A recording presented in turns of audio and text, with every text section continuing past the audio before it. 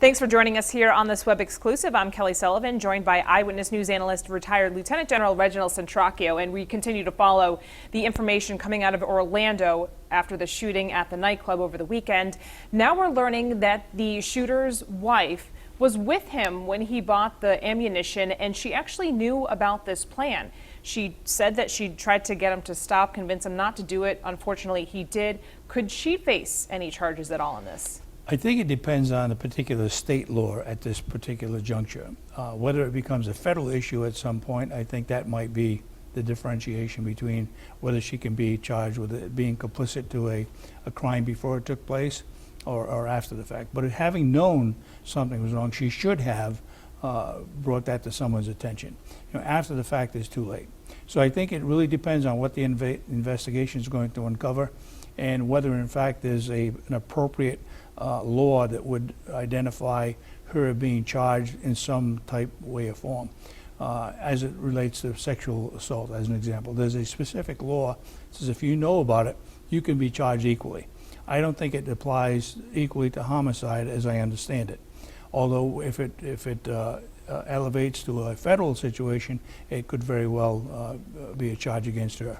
So we know she's been taken into questioning, so a lot will come out probably in the days ahead. Exactly. Now, looking ahead to this weekend here in Rhode Island, it's Pride weekend in Providence. There's going to be a parade. We already know that state police have met with leaders. There will be increased security for this weekend, and that's obviously very important. Right, and superimposed on that is the water fire.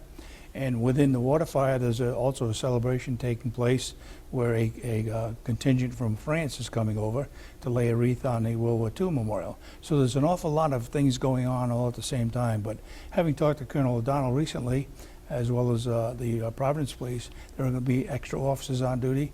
We should see that as a matter of physical presence, and I'm comfortable that they have it pretty well.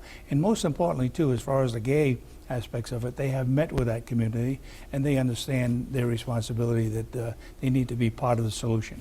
Also, too, it goes both ways. Obviously, if you see something this weekend, it's important to say something, and there will be plenty of law enforcement for you to find someone to pass along that information. Absolutely. All right, now President Obama talking about the U.S. airstrikes and the fight against ISIS. 30,000 airstrikes, 200 leaders hit. Is that successful?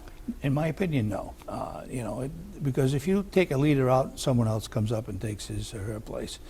In this particular case, 30,000 airstrikes should have been more substantial against the organization versus the leadership. We're dealing with a different kind of an enemy here.